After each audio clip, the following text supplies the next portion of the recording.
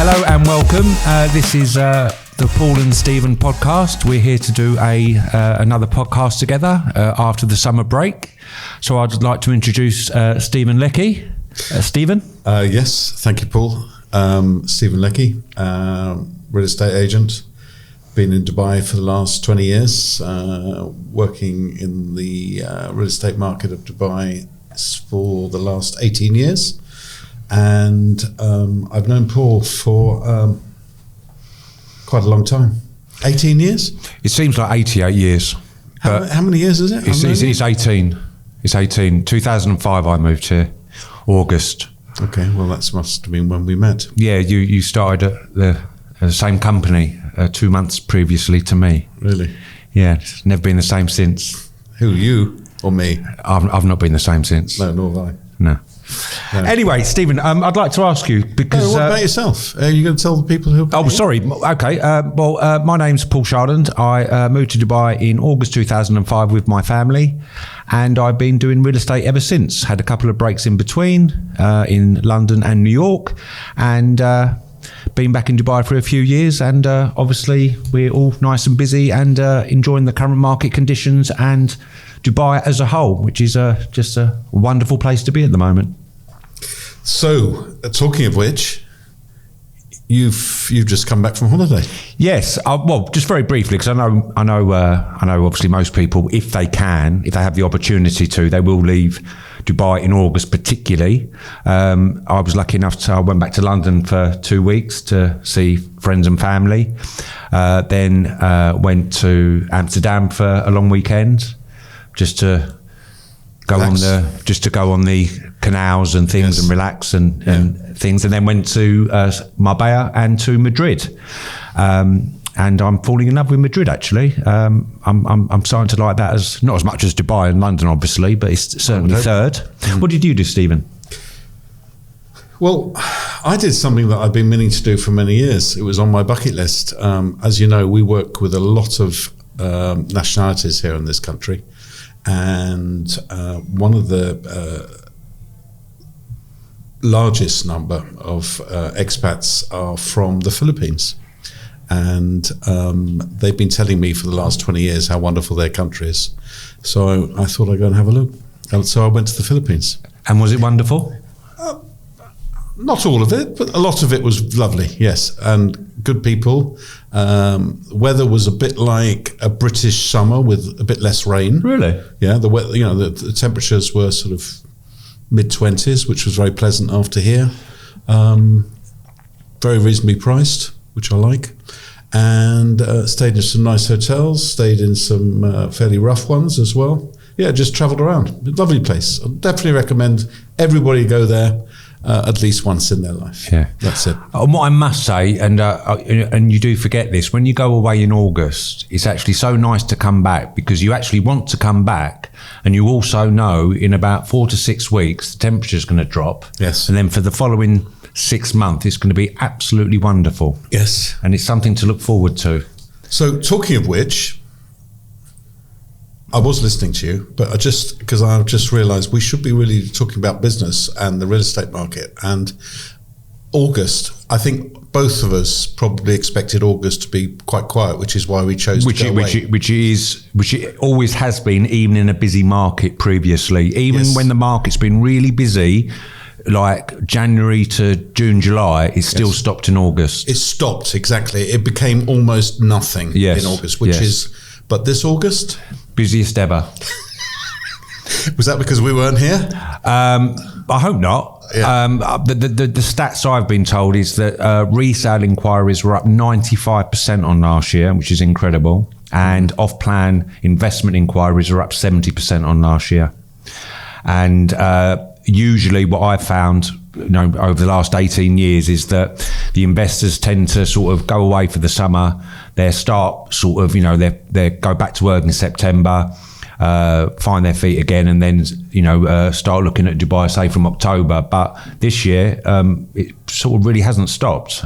Since we've been back beginning of September, the inquiries are thick and fast, and people are committing and buying. It's interesting, isn't it? Yeah, I mean, I totally agree with what you're saying. It's one of the things that I'm sure you'll agree is that every year someone says, oh yeah, but in September, in August it's going to be dead, and in September the market's going to tank or it's going to go amazing. They always had this sort of future. Someone's reckons they can see the future, and it's always around the September mark, which is going to change the whole market. Definitely this year, I know from our own experience here at House & House that the rental market, I think they had their third best month ever, which I would normally tell people there's no way you're going to rent your apartment out in August, but it was very busy indeed. And that's instant. I see a lot of the off-plan and the resales that might have happened in August probably were prepped 2 to 3 months ago. But rentals is instant. It's like, I've arrived, I'm going to rent an apartment, and this is when I'm going to do it. And it's a very short sales cycle or leasing cycle for rentals. So it just shows it's very busy. And of course, all these naysayers have said that September was going to be was when the market was going to start dipping. We've all got it completely wrong, because it's quite the opposite, I would say. Yeah, and I think that that we've had confirmation on this since the beginning of 2021. Every quarter, rental prices have risen. So we're coming up to 2 3/4 years now of quarterly growth, and we don't actually want it to continue as aggressively as it has been, because we don't want it to become too expensive. But that is an obvious sign of how many people are moving to Dubai, which is continuing unabated. Do you think more than expected. Have rents reached the maximum that they've ever been, or are they still not quite at that level? I don't know. I mean, I just look back to 2008 when that was the last time rents went crazy. Yes. So I actually probably think, but that obviously now was 15 years ago. So just in terms of inflation, etc., they're probably at, I don't know, you probably could argue they're at all-time highs now. We don't actually want them to go up too much more. I mean, I know they've leveled off a lot recently. In the last couple of months, that might be the summer effect. Yeah, I mean, the owners obviously want them to continue to go up, but bigger picture is, Dubai is growing. They want a bigger population of professionals, and they want it to be affordable to as many people as possible. So it's not actually within most people's interests, people like us, the government, etc., that they do continue to rise. Hopefully they will level off, and as more supply does come on over the next couple of years, I think they will plateau from then on, hopefully. I agree. Yeah, totally. Anyway, so I know that we've got a couple of subjects to talk about today, and you're going to start with, because I don't know enough about it, and you know a lot more than me. I don't know that much, though. Okay. I know enough. Okay, you know enough to have... I know where it is. Yes. So we're going to talk about Maritime City. Yes. And it's over to you, Stephen. Well, not because I was doing this podcast today, but just coincidentally, I actually went down to Maritime City this morning with the team and actually bought them all breakfast, believe it or not. We went to have a look at the progress of Maritime City and also Mina Rashid, or what's it called? Rashid Yachts and Marina, as it's known. The EMAR project. Which is the EMAR project, which is where the QE2 is. This whole area, first of all, Maritime City is a man-made peninsula. It's been around probably for around 15 years, I think. I'm not sure exactly. I do know that sort of 2012 or around that time, I think I remember going down there and having a look around, and it being, there was some shipbuilding going on. I don't know about shipbuilding. I think it's just ship repairs. I don't think we do any building as such. Maybe some small craft are being built, but there's a massive marina down there. It's all the government backed. I believe it's DP World, and the Maritime City itself is a free zone, which is concentrating on the business of maritime, and will be yet another income stream for the Dubai economy, in that the world of maritime, the business of maritime, I think I read somewhere there's over 300 companies already registered in Maritime City, tens of thousands of people working in the area. Well, I've got a question for you, which I think anyone who is listening might be thinking the same thing. Now, without looking into it, my concern with that area, which is effectively Dubai sort of area, my problem with that would be the traffic, or is it going to be what infrastructure are they doing there? Because that's obviously highly important. Well, interestingly, this morning as I went down there, and I probably went down there about 3 or 4 months ago, and you can just sail down there. From this office down there is probably maximum 25 minutes, almost any time of the day. But today it took me about 5 minutes longer because there's a load of roadworks going on. And I'm not sure if they're building a metro, but they're definitely building some kind of road system. It's a pretty wide road already, going down to Maritime and Mina Rashid, or Rashid Yachts and Marina, and that's all ongoing, and that's before anybody's even living there. Well, there's one building that's ready, but that's before any critical mass of people is living there. They've already putting infrastructure in there. It's pretty amazing. What's good to know is that because you've got Emaar's Port Rashid, and because you've got Maritime City, it's obviously recognised that it's extremely important, and that that area has new and good infrastructure. I mean, it has to be. There's going to be thousands upon thousands of people living and working in that area. It's a massive it's essentially, in Western or European terms, because obviously there's not much regeneration going on here, but it is similar to something that you might have seen in the Docklands in London, or in New York, at the ports, etc. I know there's one in South Africa I've been to, in Cape Town, which is a complete regeneration of a waterfront. It's all happening down there. This is a massive redevelopment, new housing, new offices, new businesses. I mean, there's a lot going on down there. We've already seen one building already being delivered. That was a building by a developer called Omniat. It's called Anwar. That's been around for quite some time, that building. I think they were waiting for some infrastructure to catch up. And only in the last couple of years, they've really there's 7 kilometres of roads on Maritime City. Imagine, the infrastructure's there on the actual peninsula, so to speak. So DR has launched a building, Damax launched a building down there, Danube's recently launched a building down there. Omniat, I think, have got some more buildings. I know they're just launching their next building at the moment. I can't remember what it's called. I've been told they've got 20 plots on Maritime City. I don't know how true that is, because I haven't seen any evidence of it. I'm not even sure where those 20 plots could be, to be honest. We've also got Select, obviously. That's the big exciting one. Which is the big one, yeah. But of course, by the time this has gone out, it's likely they've all might have sold out. Might have sold out, but there will be some others, I'm sure.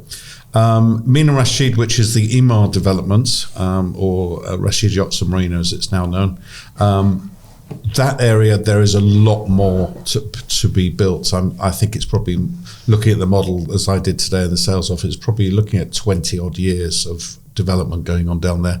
There is the cruise terminal, which they are extending and increasing that. There will be hotels. There's even more berths, marina berths. I'm told, I don't know how true this, but they're going to be able to take yachts of up to 100 metres. So some of the big super yachts will be able to moor there, which they can't anywhere else at the moment. Plus the cruise ships, and residential is already down there. There's restaurants, there's cafes already going down there. Somebody even told me there's a pub there. I don't know how true that is. An Australian pub. Well, I'll tell you what, for what I do know, and this is what I find most interesting, and people might, this is going to be absolutely obvious to some people, but just in case it isn't to others. So Maritime City effectively is a reclaimed island in the sea. So a lot of these new developments are going to have full sea views. Yes. So that is obviously a big plus. Second to that, you're in one of the most established areas of Dubai, because it's the original old Dubai. Yes. So I know I did a quick search this morning. I know that so Maritime City, it's 15 minutes from DIFC. It's 20 minutes from the Dubai airport.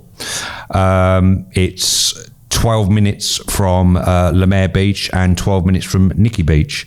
So in terms of location, and obviously with the sea views, etc., we are finding it very, very interesting. And when we're explaining this to people who aren't aware of it, they are showing quite a lot of interest in asking more questions. So if you look at agreed, and the value to be had at the moment, I think is a good proposition as well, and the fact that people like DR and Select are going to be selling at somewhere around the 2,000 to 2,300 dirhams a square foot. Now, if you look at something like Emaar Beachfront, you're looking at double that amount straight away, if not more than double.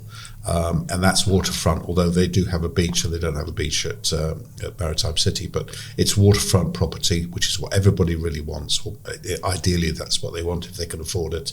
So that front is, I mean, I've been these selectors suggesting that almost every apartment in their two buildings at Twin Towers are going to have a water view. Yeah. I don't know how true that is. Yeah. I know Daniel will claim the same, but I don't know if that's exactly true, because some of them will be looking inwards to the rest of the peninsula. But yeah, waterfront property, ocean views, nothing to interrupt it apart from a few ships and boats. That's it. I mean, you can't get better than that, especially the prices that they're putting in.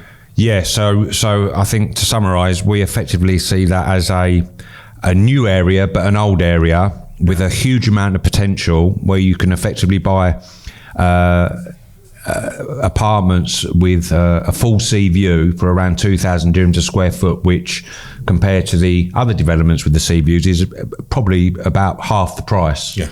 And there's no reason for it. Yeah, and there's no question that the area you're in is an absolutely established area. So we are quite excited about Maritime City, and we're quite excited very excited about the Select project, because we've got a good idea of what it's going to be. It's going to have a fantastic payment plan and excellent facilities, and obviously you're going to get the quality build from Select. So hopefully by the time people listen to this, there could still be the opportunity to invest in this project that we are quite excited about. And also, by the time this goes out, we'll also know more about it. Yes, we will.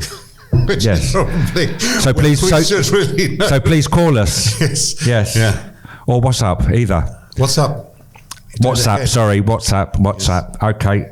Yes. Great, lovely. Thank you very much, Stephen. Do we have anything to add to that? Come down, have a look, and believe it, because it is a massive area. Absolutely. Yeah. 100% what you just said is the correct thing to do. Anyone who's got any interest at all, go and have a look. If you want to make it as easy as possible, go at the weekend, during the day, less traffic. But as I said, we all know the infrastructure in the area is going to be improved drastically, and it will make a huge difference. So, yes, lovely. Thank you very much. Maritime City we've covered. I thought the next subject we would cover, this is a well-known development, but master community, should I say, JVC, Jumeirah Village Circle. We know sort of JVC from the very beginning, which I believe it was launched 2004, 2005. Something like that. So it's a Nikhil master community.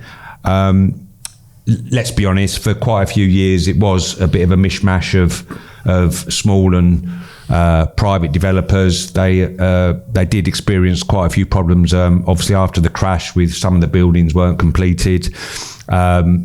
Nikhil had a few problems. I personally never used to like JVC because Nikhil didn't really like putting road signs up. So previous to having Google Maps, which I don't think people realise how much difference that actually makes in Dubai, because it makes a huge difference compared to what it used to be like when you had to go somewhere.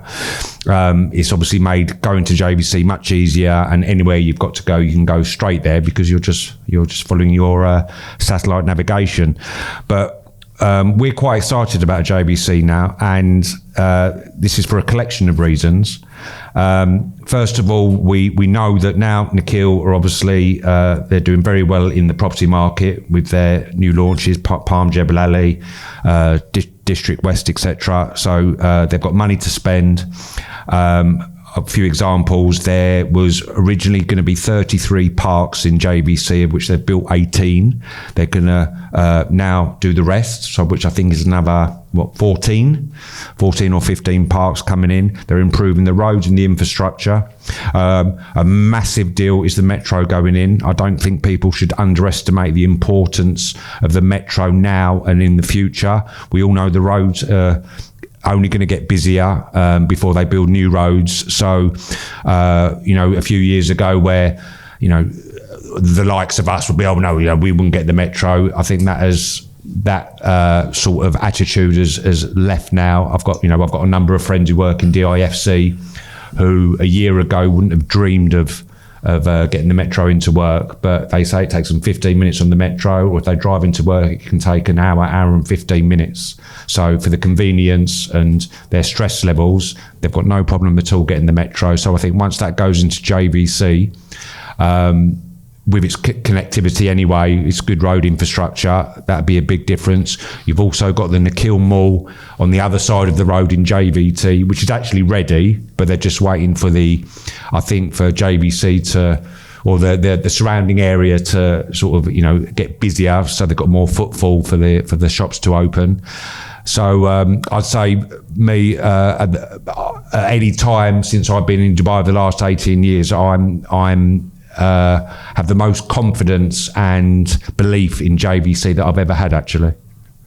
Very good. What are your thoughts, Stephen? Well, I'm an ex-resident of JVC. You are? Well, so am I. But I mean, I know you lived there longer than me. I lived there for quite a while, actually. Yeah. And the reason, first of all, the reason I lived there, because it was very affordable after the global crash, when money wasn't as easy to come by. People actually think we're friends. Do they? Yeah. We are. Are we? Well, yeah, because it means we can say anything to each other. Yeah, that's true. Yeah. Well, I'm not offended by you. I've actually had one person ask me if you're my carer. Really? Yeah. Is that when they look at you? Or is that when you speak? I'm speechless. No, but what it is that I think that one of the best things you can do is if you get up, say if you go to another office or you go to the toilet, whatever, you seem to be forgetting where you sit more nowadays. Really? Yeah, and like twice in the last month, you've sat in the wrong seat. And once it was actually in the wrong office. It's funny you should say that. I actually did that yesterday. I know, yeah. And I looked at the desk. I thought, this is my desk. Yeah. Yeah, I did. How long did that take?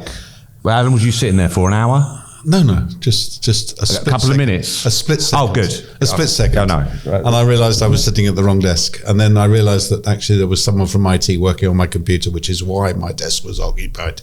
So anyway, going back to JVC. So I used to live there.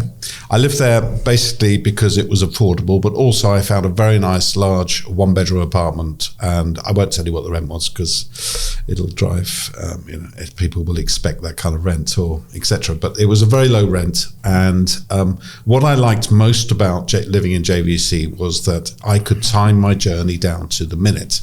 So if I went to downtown, I went to the marina, I went to the beach, I could pretty much say exactly what time I would arrive. Now, if you lived in the marina or you lived in Sheikh Zayed Road, you wouldn't know whether it was going to take you 20 minutes to get somewhere to downtown, which is effectively, it is possible to get to downtown from the marina in 20 minutes, but it's also possible to get to downtown in an hour and a half.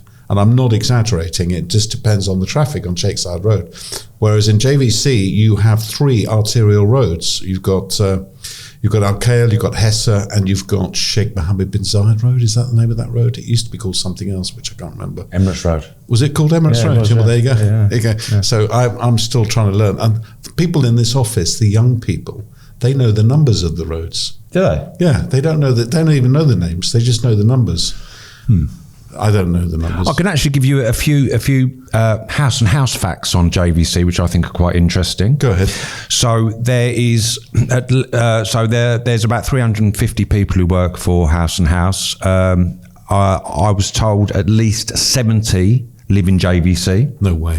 We property manage and short-term lease around 140 properties there. More than that, I believe. It's more than that now, is it? 150 short-term. Okay, so that's going to... Property management, I don't know how many they have, but it's a lot more than that. So we're very familiar with the area. I'd like to think that, as we deal in property day in, day out, and obviously the people who work for House and House know the different areas. So for 70 people to choose to live in JVC, it's obviously got something going for it. My son actually lives there. He lives in the villa with a couple of friends, and they absolutely love it. They've got the Circle Mall with, I think it's McCatherty's there, which is a sort of a good party place to go at the weekend. They've got the Five Hotel, which is also another good party place to go. Not for us. Not for us, no. But my son's in his 20s and in his prime, Yeah, so he doesn't mind taking his shirt off. Yeah. Well, it depends where he is. So yeah, I mean,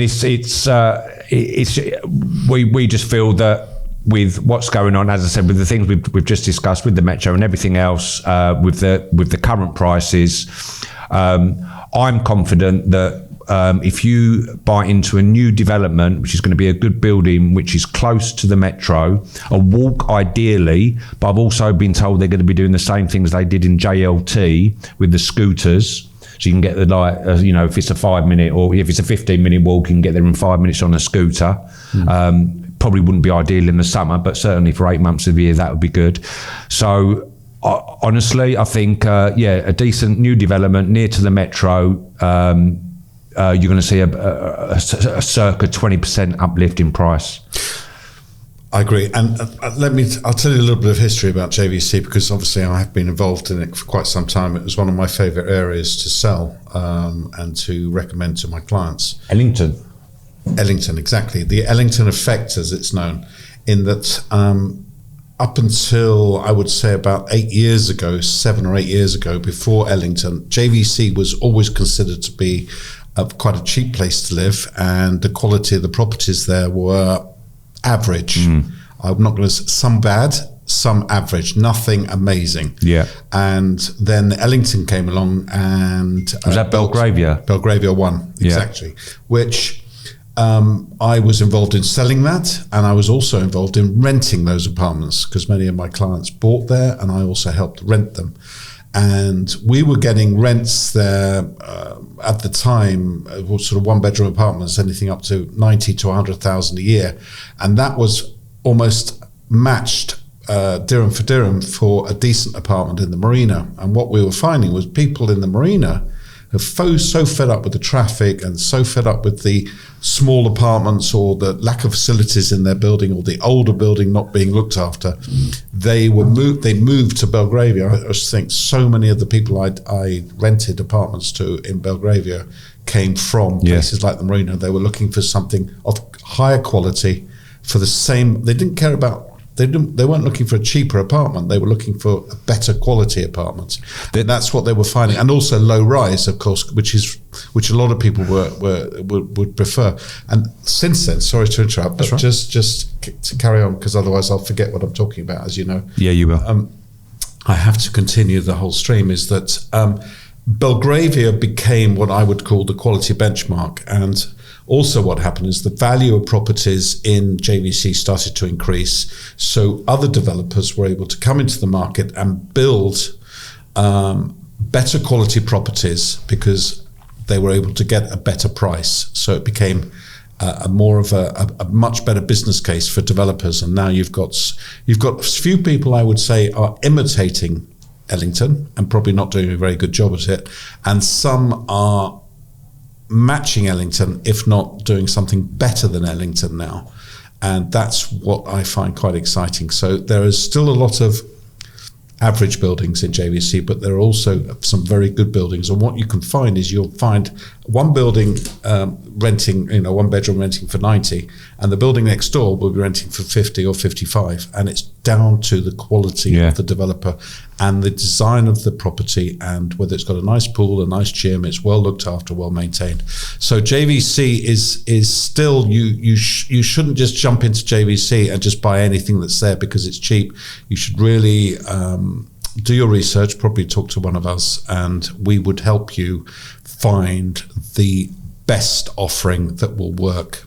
Those are the ones that are going to increase in value, and they're the ones that will have the highest occupancy rates and the best rents. Yeah, that's the end of my pitch. Thank you very much. Well, and the only thing I'd add to that is that in JVC, I'd say at this point in time, and we're talking like now, I'd say there's which I've not known in the past. There's always been like maybe, there's been the Ellington, Belgravies, etc., Signature Living. There's been the standout developments. Yes. But what we appear to have at the moment, which we've recognised because we're selling a lot in JVC, is I'd say 4 to 5 good projects. Probably more than that, actually. They're actually all good for their own reasons. They're all slightly different, Yes. Whatever that might be, the facilities, the finish, the location, the payment plan. But investors, it's like you're taking them to see 3 or 4 developments, and you could take three investors, and each investor, that particular development suits them the most, so they're going for that one. Another one's going for A, one going for B, one's going for C. Whereas previously it'd be everyone wants the same thing. Yes, there's a good choice. Yes, and that is great for us, and it's great for the investors. Differentiation is not so much the quality; it's down to the finish, the design, whether they like the finish, the color scheme, etc. The payment plan seems very important to a lot of people who are buying a JVC. And the delivery dates, so how long they have to pay for the property. Those are the main deciding factors. You identify the best 5 or whatever it is, 6 projects from the best developers, and then it's down to a personal choice of what works for your investment strategy. That's it. And I know there's a lot of people who are buying in Dubai to get rental yield, but they're also looking at JVC and they're saying, you know what, push comes to shove, I could live here. Yeah. And they like the apartments, they like the community aspect of many of the buildings. Well, I mean, what you can say, which I think we can guarantee, and this is something which I always mention to people, which some people don't think of. When you look at the different areas of Dubai, like, we can pretty much guarantee that in 2, 3, 5 years' time, JVC is going to be much better than what it is today. So it's good now, and it's only going to get better for multiple reasons. Yeah, at entry and exit points in terms of traffic, the metro, the mall, the parks, the schools that are coming, the hospitals that are coming, even restaurants. There's a lot of really good restaurants in JVC. There's sort of mum and pop, local restaurants, not the big chains. There's some really, really nice startup restaurants. Yeah. And I know about those, Paul. Yes, probably most of them. So to summarise on that, if you do like what we're saying about JVC, as I said, we're very confident about the area and what the future holds for it. Just to give you an idea of prices, we'd probably say the studios now are 600,000 to 700,000. One bed's around 900 to 1.1.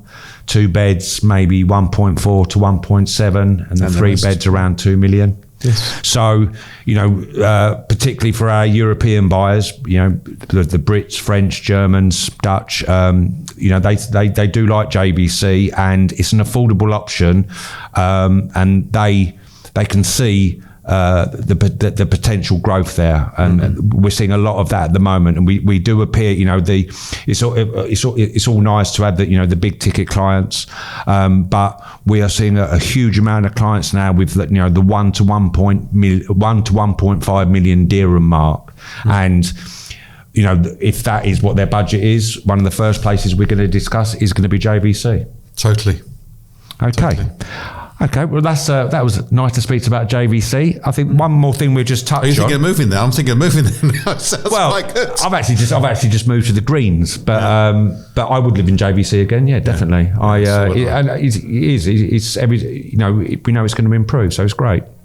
The last thing we were going to touch on, because it seems to be continually evolving, which is the crypto, or the crypto friends. So just to give an example, so I think June, July, I was dealing with 3 different cryptos. One was from South Africa. What do you mean by cryptos? You mean by crypto? So basically people who make a living from crypto. So it's Dubai now, according to the people, the cryptos we're speaking to, Dubai is recognised as the crypto capital of the world. It's the most accommodating, it's the most accepting. Obviously, Dubai is a great place to live anyway. To give you an example, of the three guys I was dealing with, as I said, one from New Zealand, one from South Africa, one from Canada. Or there was actually two of them were actually like a group of three, because they do tend to work in groups as well. The last cash-ins they did, the crypto exchanges they did in their own countries, they said the documentation was ridiculous, which sort of takes away part of the point of crypto, but all of them paid 40% plus in tax. Get out of here. Yeah, 42%, 45% and 47%. So when you think about it, you can come to Dubai and cash in your crypto and you get 100%. So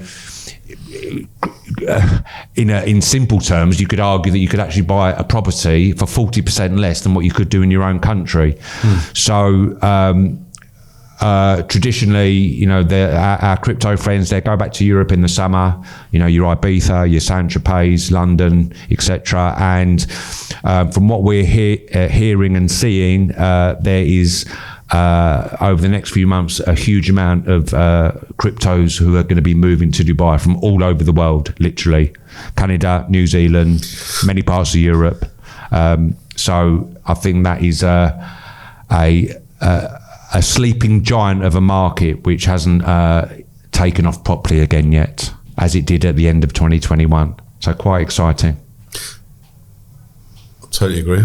Process of buying a property in Dubai using crypto.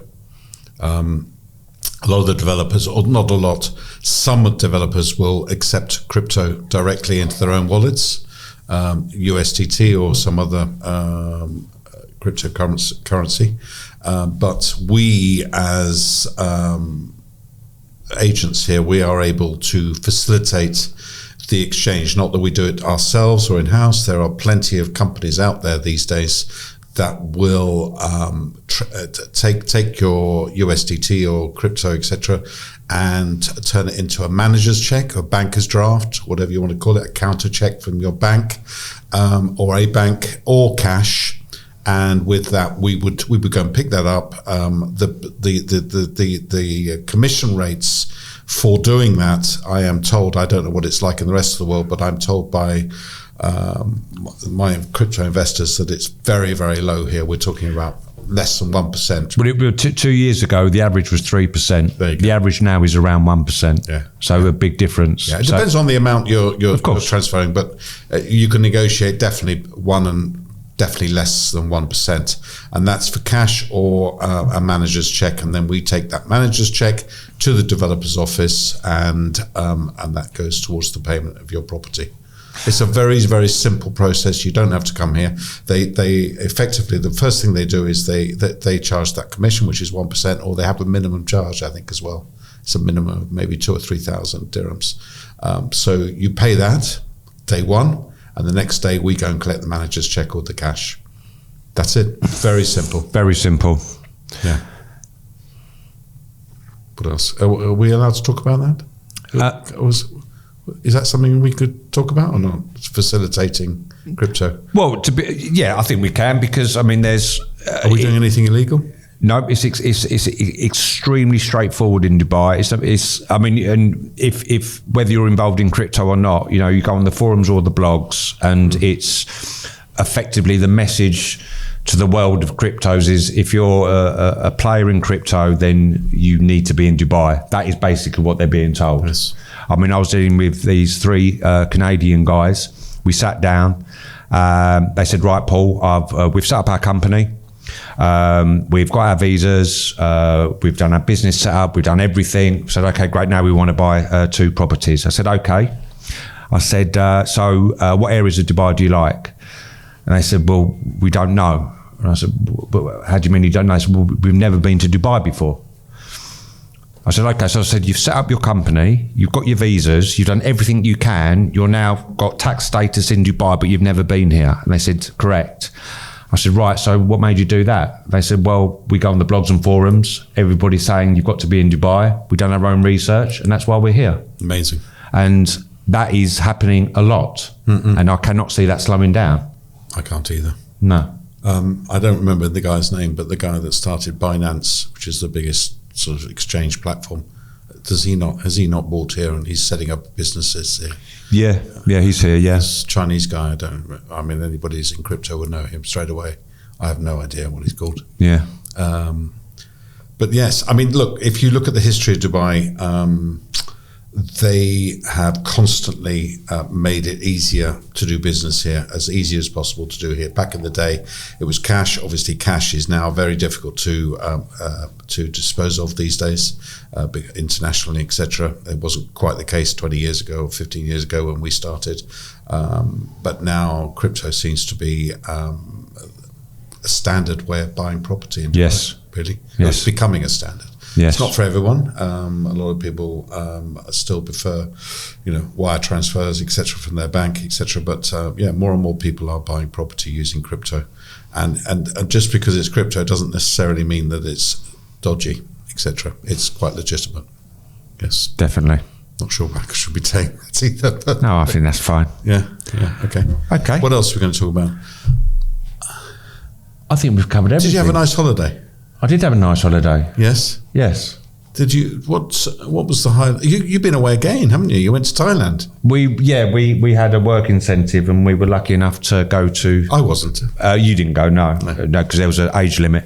Yeah. I think it was 70.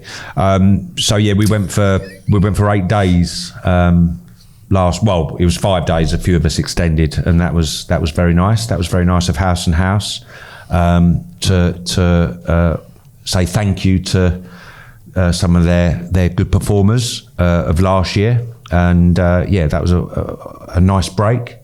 But then got back at the weekend and straight back into it. Talking of which, I wanted to ask you about this because what do you think? You work at Haus and Haus. I work at Haus and Haus. Tell people might not know about us. Haus and Haus. What is Haus and Haus all about? How can you explain to someone why someone should deal with us rather than another real estate company out there? To be honest, I mean, the first thing I say about Haus and Haus, this is bearing in mind I've worked in various different offices for the last 30 years, in London and New York, even Singapore for a little bit. So like all, different cultures and different ways of doing things. Some of the atmospheres were quite toxic. I can honestly say that in terms of staff happiness and helping each other, working together, working as teams for the benefit of everyone, I've never experienced that process being done as well as what it is at Haus and Haus. And I say that with absolute belief, and it's a fact as far as I'm concerned. It's a great place to work. I couldn't agree with you more. It's one of the few things that I would 100% agree with you totally on. Thank you, Stephen. And I'm going to make a note of that. Yeah, well, look, one of the reasons I like you so much is I can give you some information. You can give me another point of view, which is always good, to bounce ideas off someone. And I think that working at Haus and Haus, I think it comes from the very top at Haus and Haus. These 3 guys who started it, all British. They have an extremely positive attitude. Amazing attitude.